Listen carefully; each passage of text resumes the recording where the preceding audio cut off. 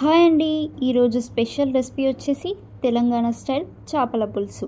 Smoky ఫ్లేవర్తో స్పైసీగా చాలా బాగుంటుంది. మరి లేట్ చేయకుండా ప్రాసెస్ ఎలా చేయాలో చూసేద్దామా? ఫస్ట్ ఈ ప్రాసెస్ కోసం మనం మసాలా ప్రిపేర్ చేసుకుందాం. ఒక ప్యాన్ తీసుకొని అందులో 1 స్పూన్ వరకు కొత్తిమీరలు, 1 స్పూన్ మెంతులు, ఒక హాఫ్ స్పూన్ ఆవాలు, 4 యాలకులు, 4 లవంగాలు, ఒక 5 మిరియాలు వేసుకోండి. మీకు ఇంకా స్పైసీగా కావాలంటే ఎక్కువ వేసుకోవచ్చు. ఈ సైజ్ దాల్చిన చెక్క ఒక స్టార్ మాత్రమే వేస్తున్నాను. అండ్ కొద్దిగా ఎండు కొబ్బరి వేసి వీటిని బాగా రోస్ట్ చేసుకోవాలి. ఎక్కువ రోస్ట్ చేయకుండా జస్ట్ కొంచెం కలర్ చేంజ్ అయ్యేంత వరకు రోస్ట్ చేసి దీన్ని మిక్సీ జార్లోకి తీసుకుందాం. నెక్స్ట్ ఇదే ప్యాన్లో ఆయిల్ వేయకుండా ఆనియన్స్ని వేసి కొద్దిగా ఫ్రై చేసుకోవాలి. కలర్ చేంజ్ అయ్యేంత వరకు ఫ్రై చేసుకోవాలి. వన్స్ ఇలా కలర్ చేంజ్ అయ్యాక పక్కన పెట్టేసుకోండి. ఇందాక మనం రోస్ట్ చేసుకున్న మసాలాని గ్రైండ్ చేసి ఇలా ఫైన్గా పౌడర్లా చేసుకోవాలి. నెక్స్ట్ ఇందులోకి మనం ఫ్రై చేసుకున్న ఆనియన్స్ని వేసి ఫైన్ పేస్ట్ చేసుకోండి. ఓన్లీ ఆనియన్స్ మాత్రమే పేస్ట్ చేస్తున్నాను, ఇందులో ఇంకేం వేయట్లేదు. చూసారు కదా, ఇలా ఫైన్గా థిక్గా పేస్ట్ చేసుకొని పక్కన పెట్టేసుకోండి. నెక్స్ట్ కర్రీ ప్రాసెస్ ఎలా చేయాలో చూద్దాం. 2 to 3 స్పూన్స్ వరకు ఆయిల్ని వేసుకోండి.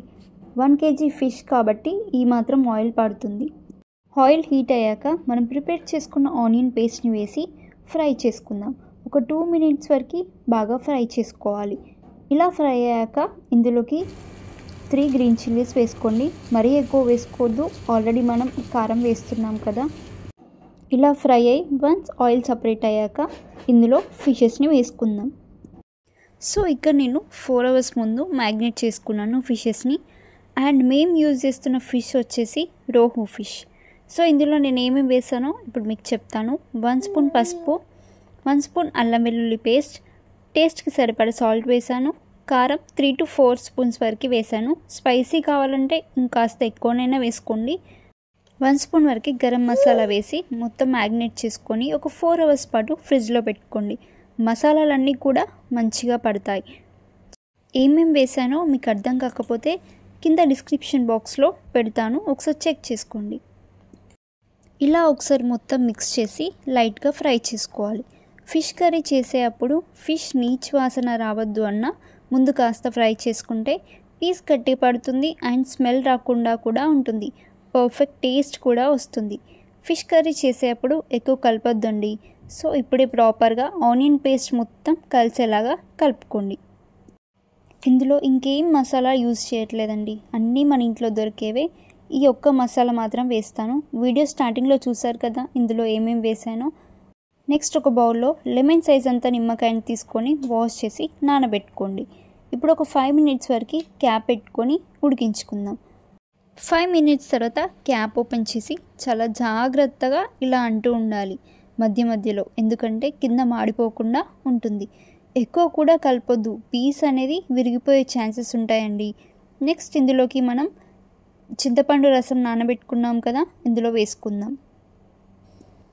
జస్ట్ ఇలా సైడ్ నుండి మెల్లిగా కలుపుకుంటే చింతపండు రసం అనేది పీసెస్కి మంచిగా పడుతుందన్నమాట.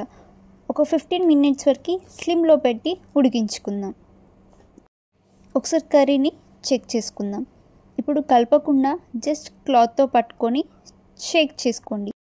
టేస్ట్ చూసి సరిపోకపోతే కొద్దిగా సాల్ట్ని యాడ్ చేసుకోండి. అండ్ మనం ప్రిపేర్ చేసుకున్న మసాలా పౌడర్ని వేసుకుందాం. ఇదే అండి అసలైన టేస్ట్ ఫిష్ కర్రీలోకి. ఒకసారి మెల్లిగా కలుపుకొని చూసారు కదా ఎంత బాగుందో చూడడానికి. ట్రస్ట్ మీ అండి, స్మెల్ మాత్రం సూపర్గా వస్తుంది. సిమ్లో పెట్టి కుక్ చేస్తేనే కర్రీ టేస్ట్ అనేది వస్తుంది. చూసారు కదా పీస్ అస్సలు విరిగిపోకుండా ఉంది.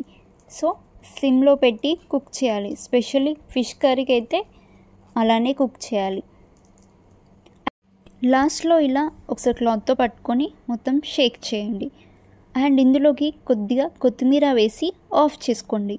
అంతే అండి, గుమగుమలాడే ఫిష్ కర్రీ రెడీ అయిపోయింది. సో హాట్గా సర్వ్ చేసుకోవడమే. ఫిష్ కర్రీ నెక్స్ట్ డే తింటే టేస్ట్ మాత్రం నెక్స్ట్ లెవెలే ఉంటుందండి. చాలా సింపుల్ ప్రాసెస్తో చేయొచ్చు. మరి లేట్ చేయకుండా మీరు కూడా ఈ రెసిపీని పక్కా ట్రై చేయండి. మీకు ఈ రెసిపీ నచ్చితే లైక్ చేసి సబ్స్క్రైబ్ చేయండి. Thank you for watching.